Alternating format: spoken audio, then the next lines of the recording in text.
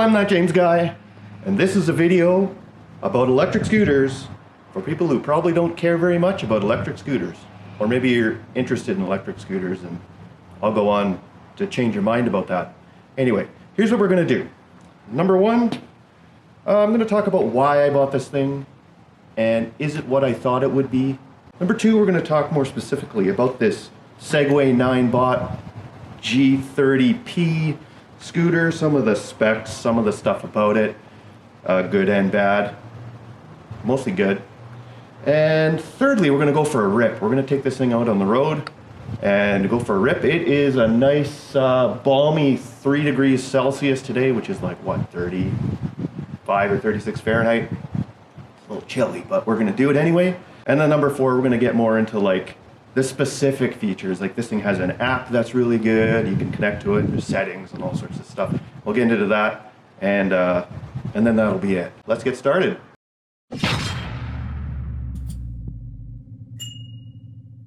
Okay, number one, why did I buy it? Probably the main reason I never admit this is because I like things on two wheels. I don't have a motorcycle anymore. I just want to rip around on something. I've always kind of liked these things. I've always seen them driving by, so why not? But the real reason, this is the one I'm going with, is that my daughter, she's 14, she has to get to the high school. It's a few kilometers, maybe 1.5 kilometers, kind of a mile each way. And you know, inclement weather and when it's cold out and all that kind of stuff, I got her scooters. So that's the reason I got it, the real reason. But the actual reason is because I just wanted to try one. This thing was Amazon used right after Christmas, so it came in the original box, but clearly someone had returned it, and so I bought it. Has it lived up to expectations? Yes. I live in a little small resort town now. It's literally a 10-minute walk, 12-minute walk to anywhere in town, but walking's lame sometimes. I just want to take this thing. So I can whip into town in like 4 minutes. I need to grab a case of beer. I'll take the electric scooter any day of the week. Because it's awesome. -5 degrees, -10 degrees Celsius, jump on the scooter, you know, put some glasses on, whip in, get it, come back. It is so much fun. It's been awesome. It's a great little machine. So I would say, if the question is, should I buy one? Is it going to be useful to me? Well, you got to think it's really fun first. So that kind of takes a bit of the priority over whether it's useful or not. But yeah, it certainly is useful and it certainly is fun, and I'm glad I bought it. Very glad. If you're in a small town, you know, it's perfect. If you're in an urban area where there's good bike lanes and sidewalks, it's perfect. You have to keep in mind your local jurisdiction. It may be illegal to ride one of these, but right now in British Columbia, there's actually a pilot program going on where there actually towns are kind of allowing these things. Certain towns, my town, Asuyas, you're allowed to just drive these things around. You're supposed to be 16. I don't know how much they're actually enforcing rules like that, but these are legal now. I don't know for how long, but whatever. There's a bunch of rental places in town that have them, you know, it's a thing. Number two, let's get into the specifics of this one and why I bought it. This is a Segway Ninebot G30LP. It's a bit of an older model. There's a million different cheap versions of these things on Amazon. $300, $400. I chose this one because it's a Segway brand. It's American made. You don't have to worry about support. You don't have to worry about instructions being in English that doesn't quite compute with English. It's just a really good owner experience overall. The only thing I had to do when pulling it out of the box was assemble kind of the handlebars onto the main steering stem. That was easy. It was a few screws. The app is amazing. I can go in and change settings, but I'll get more on that later. It's, you know, more specifically, if we really look at this thing, it has like regenerative braking, which to me is crazy that something like this would have regenerative braking. So there's a front brake and a brake handle, right? One brake right there. But all the regenerative braking and, you know, movement happens through the back wheel. So this thing actually very aggressively regenerative brakes when you let off the throttle. And even when you pull on the brakes when you're riding, and I'll show you this later when we go for a ride, as you slowly pull on the brake, it just regens more, and then up to a point where it starts actually using the front brake. Super simple. You turn it on, you've got sport mode, If you double click it, it goes to eco mode. We don't care about that. It's in drive regular mode. I do sport mode.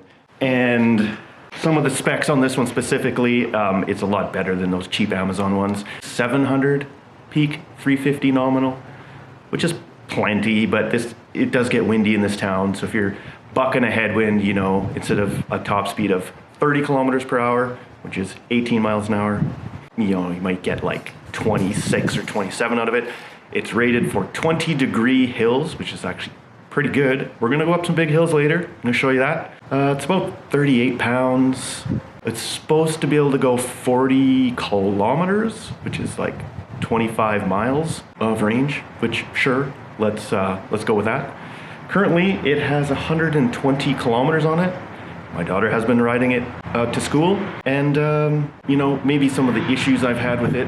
One issue is over time, these screws, these are the things I had to assemble. So, well, it could also just be my fault then, right? There's, you know, two screws, so 6 screws total. That was the only assembly that was required for this thing. And, oh, it has a headlight too. Forgot to show you that. Look at, if you click it once, the headlight comes on. Oh, look at that, headlight, whatever. It also has a tail light. Pretty sure this is just common. Like I said, this is my first, well, I haven't said yet, this is my first e-scooter experience. So turn it off, all you do is hold the button and it turns off. And there we go. And this thing actually folds down. Hey, I should probably show you that too. Pull this out, pull this down, folds down. This little clippy thing just clips onto there and it folds down. That's how easy this thing is to fold. So, anything else? Oh, charging. Charging just kind of, there's a cord, you just plug it in there, and there's my cord sitting on the ground, ready to go. And you charge it, you know? It's not that hard. So yeah, what do you say? Do you think we should maybe take this thing for a rip? I think what we're gonna do is we're actually gonna simulate, we're gonna go on the same ride that my daughter goes on every single morning before school and afternoon after school. That's what we're gonna do. And I'm gonna show you the app. There's a little like recording feature in the app. You can, I know it's so lame. This is so lame, but I love it. This is the kind of stuff I love. It records everything, top speed, average speed, all the stuff. So let's suit up. Let's go for a rip. Let's get going, shall we? We are connected in the app. We're gonna hit a new one and we're gonna record. And we're recording. Awesome. Let's go for it. All right, first thing we gotta do here is carefully cross the road. Oh, first big steep hill. We're going 30K an hour. Oh, we're going up the hill. We're down to 22, 21, 18, 17, 16. Oh, come on, you can do it. I'm pinned here. We're going 12. Oh. Be stabilized. Okay, we're speeding up again. Here we go. Oh, the other thing I forgot to mention, if you hold this thing pinned for too long,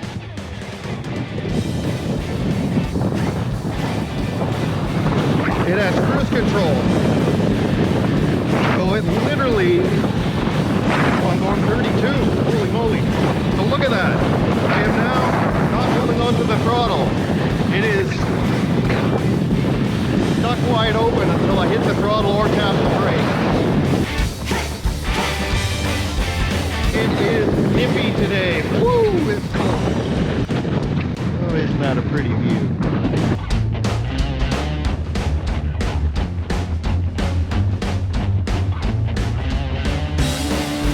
Right, tap the throttle, let off. And here's the regen braking. No brakes or nothing. Look how I slow down, and then I'll give it a little more. Oh yeah, what a machine. Oh, hill. We got another hill to go up. 24, 23, 22. Oh, holding that. Oh, and we're accelerating even though we're going up a hill. 26.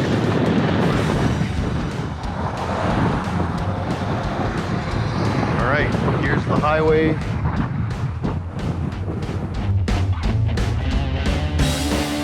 The beep means that its cruise control has taken over, so I can let go of the throttle.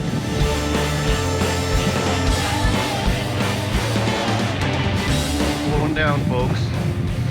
18, 17, 16. There's a car coming. I should probably pull over. I'm only going 11. This is very slow. Better take the sidewalk. My daughter claims that this thing is a little slower when it's not fully charged, so. We're back up to 30k an hour, darn near.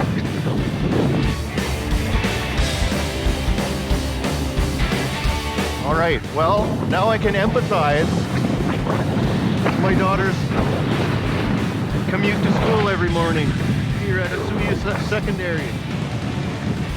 When it's like 1 degree out or 0 degrees out. I think I made her go once and it was -3.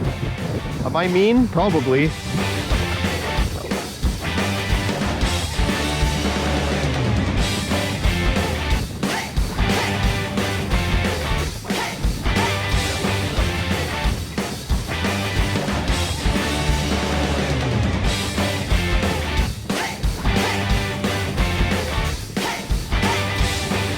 Not very smooth throttle response here. It's not very linear. Kind of like goes and then it's a bit binary, on or off, but that's okay. Back down the hill. We're gonna regenerate, recoup some energy.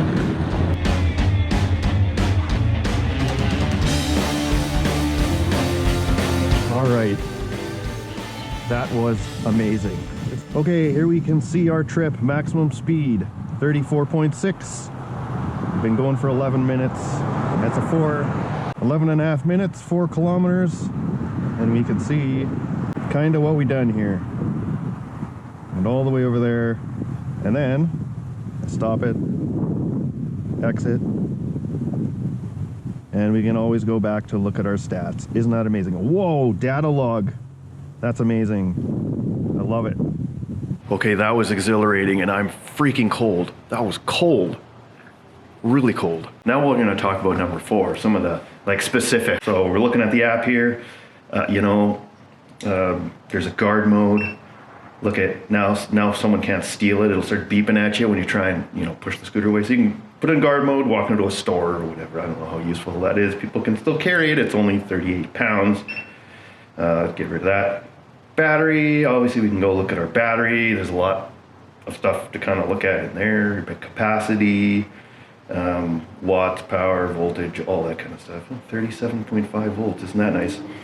The settings is the neat part. So light effect can't do anything with that because that's like a non-North America. There's like obviously compliance things.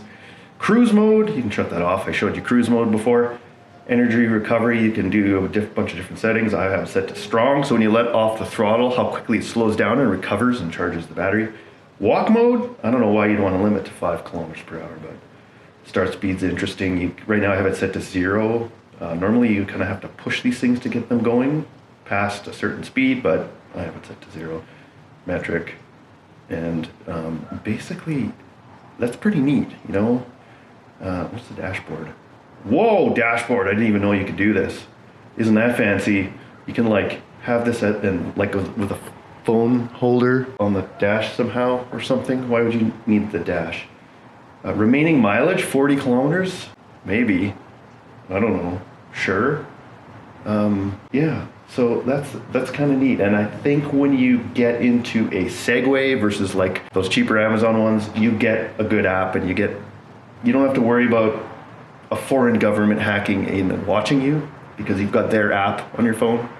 I think with this American-made Segway, pretty safe.